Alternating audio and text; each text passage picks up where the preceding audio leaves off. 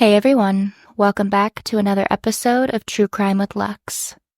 Today I am going to be talking about the school bus kidnapping of 1976.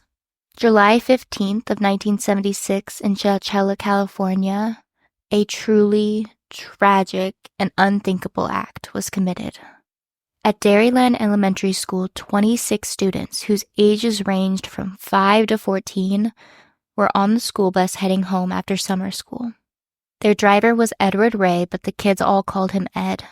He was loved by all of his students and was known as their favorite bus driver. The kids had even signed a petition to extend summer school for 2 more weeks because they were just having that much fun. They felt like it was more like a camp than actual schoolwork. While driving down a back road, the bus came up to a white van that was blocking it. Ed was able to maneuver the bus around it, but as they drove past, he noticed that the hood of the van was up. He stopped and yelled out the window if anybody needed help. That's when 3 men appeared with pantyhose over their heads and got onto the bus. They had shotguns pointed at Ed and the students. These men were later identified as 24-year-old Fred Woods, 24-year-old James Schoenfield, and his younger brother, 22-year-old Richard. All 3 of them had come from money, and Fred even had a $100 million trust fund. They had forced Ed to the back of the bus and yelled at the kids to just shut up and follow orders. Ed did his best to keep the kids calm, but he was also panicking, and the kids later said that he spoke in such a harsh tone with them that they weren't familiar with, that it worried them that he was talking like that to them. Now, the youngest baby on this bus was just 5 years old. Her name was Monica. She had asked the men if they were the Easter Bunny because the way that the nylons were on their head made it look like they had bunny ears. It just shows you how young and innocent she was. One of the men kept their shotguns pointed at the kids while the other one drove the bus through a bamboo field. When they finally came to a stop, they could see that they had pulled up next to another van. The men forced half of the kids to get into the van, and the other half got into the original van they had used. The van's windows had been blacked out, so they couldn't see outside. They even had the kids jump from the back of the bus into this van, so there were no footprints. Later, a 6-year-old Larry Parks said that when this happened, the only way he could describe the darkness was like it was trying to get him. The kids were split into 2 vans in 100-degree weather, and they drove for 11 hours. They weren't even given anything to drink, and the kids started to have accidents on themselves since there was nowhere for them to go to the bathroom. Kids started getting sick from the heat. So you can just imagine how terrified all of them were, not knowing what was going on, in darkness, and it just had to be so scary. Ed did his best to keep the kids in the van with him calm, but he worried about the kids in the other van because he didn't know what was happening to them. He just kept telling them over and over that it's going to be okay, even though he didn't know what was going to happen. Meanwhile, parents started to panic when their kids weren't showing up after school. They called the police and they went out to search for the bus. The FBI even joined in, and eventually, using an air search, they were able to locate the bus in the bamboo field. However, the only thing they were able to find are tire marks from the vans. Now, in the other van, the children were panicking, so the older ones did their very best to comfort them. 12 hours later, they could feel that the van had pulled onto a dirt road because the kids got thrown around the back of the van during the bumps. And they finally came to a stop. One of the men opened the back of the van and just took it out and closed the door. They then did this again and again, grabbing one kid at a time and closing the door. The men would ask questions. One would ask their name, the next would ask their age, and the last would ask their address. They then took a small piece of clothing from each child. The oldest kid, 14-year-old Michael, said that the kids clung to him while they were in the van, and as each one was taken out, he was just left with little Monica. And when the man came back to grab her, Michael said no, and he stepped forward and said, "Take me first," because he didn't know what they were walking into. Now, these men had planned this whole thing down to every last detail. They had buried a moving van in a ditch in a California rock quarry. They had Ed and the kids climb down a ladder into this van where there were mattresses, some water, a little bit of peanut butter, bread, and cereal, but it wasn't much. Not enough for all 26 kids. There were boxes that they had cut holes into to use as makeshift toilets. After Ed and all of the kids got into the van, the men then took the ladder and said that they'd be back. They closed the hole with a manhole cover. They even put 2 truck batteries on top of it to make sure that it was impossible to move. The kids and Ed could then hear dirt being dropped on the roof of this van. They were being buried alive. At this point, all of the kids knew. This was how we're going to die. This is where it ends. They were stuck in that van for 12 hours. Being in such a confined space with nothing but boxes to use as a bathroom, the children started to get sick from the smells and the heat, and they were just crying and they just wanted to go home to their parents. Since they weren't left with much food, the food went fast, and their makeshift ventilation that the kidnappers had made with fans had actually ended up dying not long after. So now they were all struggling to breathe in this confined metal box. The weight of the dirt on the roof finally became too much, and they could see that the roof was caving in. Now this caused the kids to go into full panic, believing that the dirt was going to rush in and just crush them all. Ed and the older boys decided that, you know what? We're going to do our best and we're going to escape this. We're not going to die without trying. So they stacked mattresses up to try to move the cover, but it wasn't budging.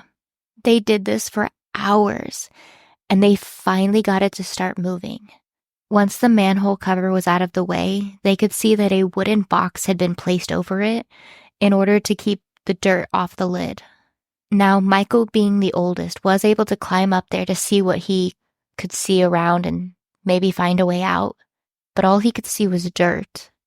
So he started digging, and he finally reached the surface. Now, they did worry that they would find the kidnappers, and they also didn't even know where they were, so they didn't know what they were going to see when they got out. As he climbed out, he realized that the kidnappers weren't there. Actually, the kidnappers were at home, taking a nap, because they had tried to call the police to demand their ransom for the children, but the lines were too busy because of all the parents who were looking for their children. Once all of the kids had gotten out of the van, they saw a man that was working on the quarry because this was an active work site. When this man noticed all of them crawling out of the earth, all he had to say was, "The world's been looking for you." They were 100 miles from where they had been kidnapped. The police were called, and they took all of the kids to the local jail because it was the biggest building to make sure that they could all stay together. They didn't want to separate them after everything they had been through. They were checked out by doctors, and they were all cleared. They were all physically okay, aside from some heat stroke. And their parents were able to come and get them to take them home. When they investigated the rock quarry to figure out who had done this, they realized that the kidnappers would have to have a key to get onto this site to set all of this up, to have the time to bury this van. Now they realized that the owner of this rock quarry was Fred Wood's father, and so he was immediately a suspect. Ed was also able to remember the license plate of one of the vans that they used. After realizing that Fred Wood was involved, it wasn't too hard for police to figure out the other 2 men, because a few years earlier, Fred, along with his 2 friends, had been arrested.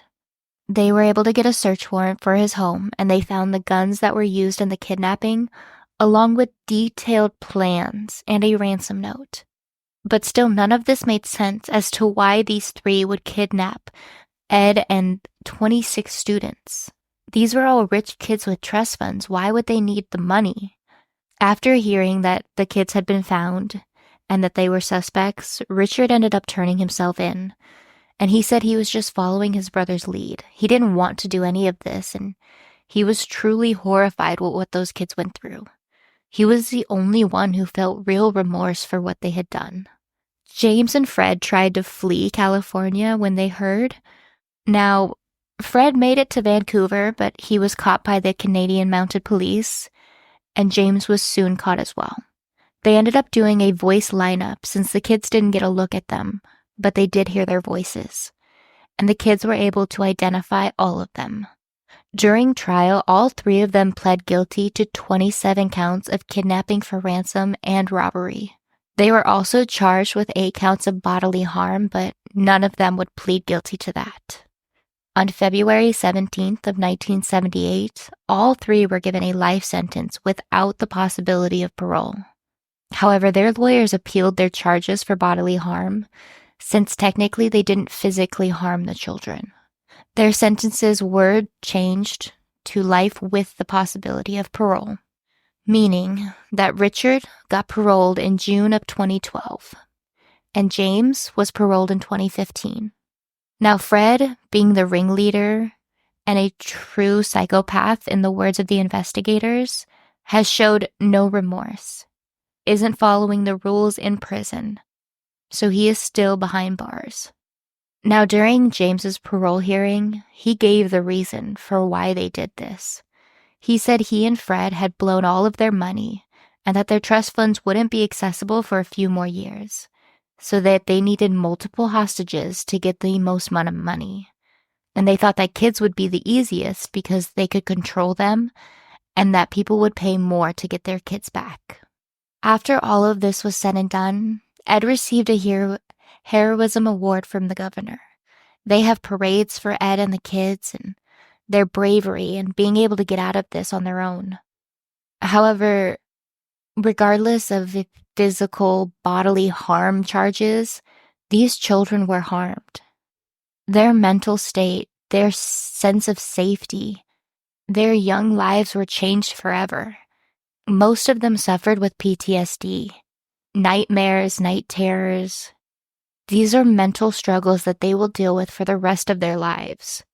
So the fact that these men can just get out on parole because they didn't physically hurt them is absolutely disgusting.